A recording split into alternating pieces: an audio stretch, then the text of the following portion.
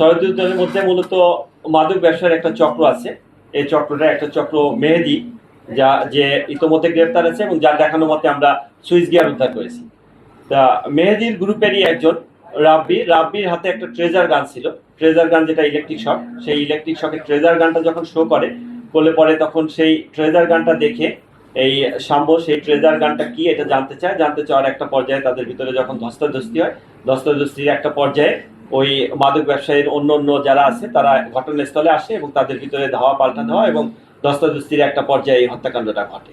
তো এই হত্যাকাণ্ডে আমরা এখন পর্যন্ত আমাদের কাছে যেটা আসছে যে ওই তাদের ভিতরেরই একজন সদস্য রাব্বি, যার নাম এসেছে 160 বলে, যে কবুতর রাব্বি তাৎক্ষণিকভাবে তাকে ছুরিকাঘাত করে। সোহরাওয়ার্দী উদ্যানের ভিতরে আপনারা জানেন যে অনেক ফুড কোর্ট, খাবারের দোকান আছে এবং সেখানে রীতিমতো স্টুডেন্টরা যায়, বাইরে থেকেও লোক আসে এবং অনেক রাত পর্যন্ত সেখানে খাবারের থাকে।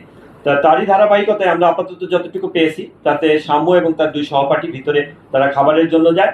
খাবারের জন্য গেলে তাৎক্ষণিকভাবে ঘটে যাওয়া একটা ঘটনা, অর্থাৎ যখন ট্রেজার গানটা শো করলে পরে তাদের কাছে সন্দেহ হলে তখন তার এই বিষয়টা কি জিনিসটা দেখার জন্য এবং তার কাছ থেকে সেটা নেওয়ার জন্য যখন তাকে চ্যালেঞ্জ করে, তার কাছে যায়, কাছে গেলে পরে তখন তাৎক্ষণিকভাবে তারা এই ঘটনাটা ঘটায়। গত 13ই মে তারিখ রাত অনুমান 11:45 ঘটিকায় ঢাকা বিশ্ববিদ্যালয়ের মেধাবী শিক্ষার্থী SM শাহরিয়ার আলম সাম্য সোহরাওয়ার্দী উদ্যানে কতিপয় দুর্বৃত্তের হাতে নির্মমভাবে খুন হন। ঘটনার সংক্ষিপ্ত সংবাদ প্রাপ্তির পরপরই ডিসি রমনা সহ শাহবাগ থানার পুলিশ ঘটনাস্থল পরিদর্শন করে। ঢাকা বিশ্ববিদ্যালয়ের প্রক্টর মহোদয়ের নিকট থেকে ঘটনাটির সংবাদ প্রাপ্তির সাথে সাথেই আমি সংশ্লিষ্ট সকল পুলিশ কর্মকর্তাদের ঘটনাটি সর্বোচ্চ গুরুত্বের সাথে তদন্তের নির্দেশ প্রদান করি। চাঞ্চল্যকর এই হত্যাকাণ্ডের ঘটনায় শাহবাগ থানায় একটি হত্যা মামলা রুজু হয় এবং ঘটনার রাতেই পুলিশ ঘটনার সাথে সংশ্লিষ্ট 3 জনকে রাজধানী বিভিন্ন জায়গা থেকে আহত অবস্থায় গ্রেপ্তার করে। ঘটনাটির গুরুত্ব বিবেচনায় আমি নিবিড় তদন্তের স্বার্থে মামলাটি ডিবিতে স্থানান্তর করি। পরবর্তীতে বিজ্ঞ আদালতের মাধ্যমে ধৃত 3 আসামিকে রিমান্ডে নিয়ে জিজ্ঞাসাবাদ, প্রাপ্ত গোয়েন্দা তথ্য ও প্রযুক্তিগত বিশ্লেষণের মাধ্যমে ঘটনাস্থলে সরাসরি উপস্থিত ও হত্যাকাণ্ডে অংশগ্রহণকারীদের শনাক্ত করা হয়। আসামিদের গ্রেপ্তারের লক্ষ্যে কক্সবাজার, মুন্সিগঞ্জ ও ঢাকা মহানগরীর বিভিন্ন এলাকায় ডিবির একাধিক দল ধারাবাহিক অভিযান পরিচালনা করে। এ সংক্রান্তে আরও 8 জনকে গ্রেপ্তার করে। গ্রেপ্তারকৃত হলেন কবুতর রাব্বি, 2 মেহেদি, 3 পাপেল, 4 রিপন, 5 সোহাগ, 6 রবিন, 7 হৃদয়, 8